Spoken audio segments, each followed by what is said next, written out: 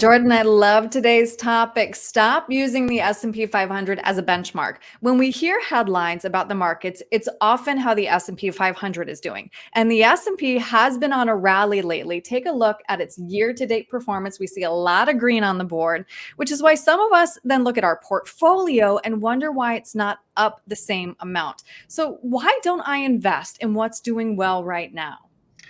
A lot of people have that same question. Should I just put all my money in the S&P 500? But what we don't want to do is get caught in chasing returns. If Mm, you look at that big green chart, the majority of those stocks that have done very well are in the technology sector. And they can mhm. be great for 1 year. They can also do horrible the following year. And none of us have a crystal ball and know what the markets are going to do. But we want to make sure we have a plan, we're diversified, and we're not chasing a stock or chasing the S&P 500. We're making sure we have a portfolio designed for our risk tolerance.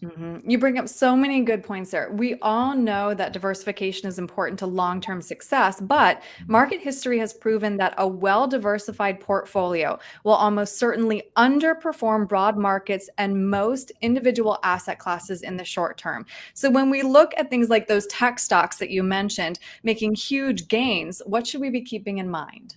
Yeah, we got to take into consideration a long-term vision. What's our goals? Is this for retirement? Retirement's not for 1 or 2 years. That's for 30, 40 plus years. So when we design a plan and design our portfolio, we want to make sure we withstand anything that comes in our way. I like to say we try to create the Hummer approach to retirement plans and investments. There might be potholes, there might be things that come in our way, but we're going to get to our destination. We don't necessarily want to be the Ferrari on that highway and try to go 250 miles an hour chasing returns, because we could easily lose control and we could crash, or the market could crash as well. hmm So when we see the markets going up, even though we all want to see those huge gains, big swings like that might not be in line with our risk tolerance. Yeah, we all, I think, as humans, we want competitive returns. But if we're chasing returns and we're trying to make 30%, we could also lose 30%. And when I ask a group of people or ask clients, I say, hey, if you look at your entire portfolio and you see that value go up by 30% this year, is that going to really change your lifestyle? And most people say no. But then I ask them the same question. Look at all your investments. And what if those all go down this year by 30%? Is that going to change your lifestyle? Is that going to create worry and stress inside your household? And many times I see their heads nodding yes, because we don't want to be subject to big market losses right before retirement or in retirement, because that could be devastating for the long term effects. Right. I definitely wouldn't be sleeping with that. So I have to ask, I mean, this is about behavioral finance, right? I'm a smart guy, Jordan. Why am I making irrational financial decisions?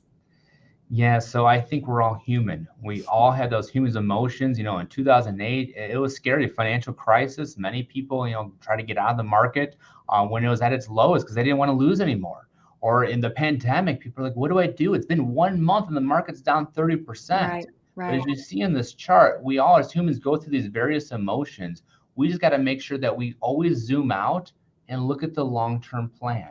You work with an advisor that's going to keep you on course. You don't want to make emotional decisions. Just like when you buy something, you don't want to make an emotional buy. These funds is not about timing the market. A lot of people think the secret is buy when the market's low, sell when the market's high. That's actually not the secret. The secret is time in the market. So you want Mhm. to hold, but you don't want to take too much risk, because one thing, near in retirement, time is no longer on your side. So you can't take those big swings. Right. There's so much that goes into it. But it all comes back to having that plan. So, Jordan, if somebody wants to create that plan with you, what's the best way to reach you?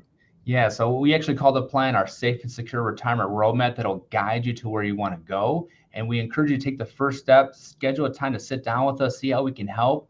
Our number is 847-499-3454. And we look forward to having a conversation and put you on a path to financial success. It's great. Jordan, thank you so much. Thank you, Aaron.